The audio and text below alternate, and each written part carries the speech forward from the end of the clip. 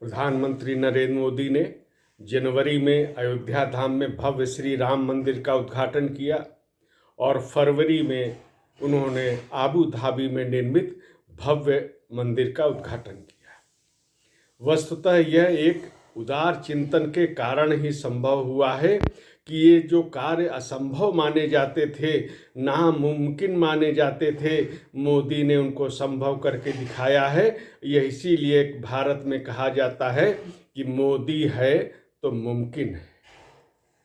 भारत की एक जो सेकुलर राजनीति है उसमें ये सब विषय समाहित ही नहीं है।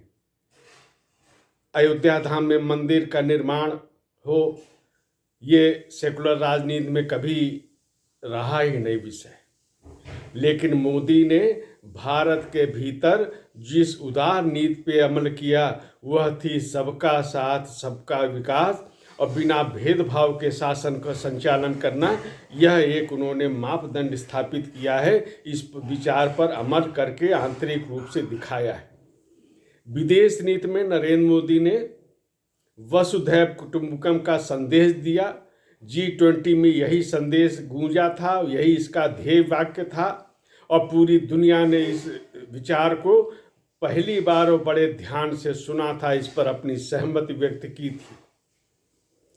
और इसी प्रकार इसी वसुधैव कुटुंबकम की भावना से आबू धाबी में इस भव्य मंदिर का निर्माण हुआ है, उद्घाटन हुआ है और इसके लिए नरेंद्र मोदी के जो प्रयास रहे हैं वो निश्चित रूप से बेमिसाल थे, शानदार। इसी कारण ये संयुक्त अरब अमीरात में ये जो सपना था वो साकार हुआ है। इसके लिए संयुक्त अरब अमीरात के शाह सुल्तान का भी प्रशंसा करनी होगी, जिन्होंने अपने यहाँ एक तरह से उदार चिंतन को बढ़ावा देने के लिए एक विशेष मंत्रालय का गठन किया है।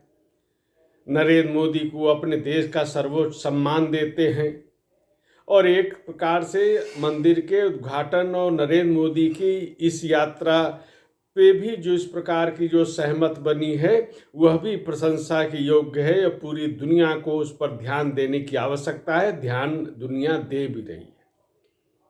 दोनों देशों ने तय किया है कि भेदभाव रहित समाज के निर्माण, जिसमें सहिष्णुता हो, जिसमें नफरत ना हो, जिसमें हिंसा ना हो, ऐसा वातावरण बनाने के लिए प्रयास किया जाएगा। नरेंद्र मोदी ने भी कहा है कि मंदिर निर्माण जो हुआ है, उद्घाटन हुआ है आबू धाबी में, इसका भी संदेश यही है कि किस प्रकार से दुनिया में शांति की स्थापना हो सकती है।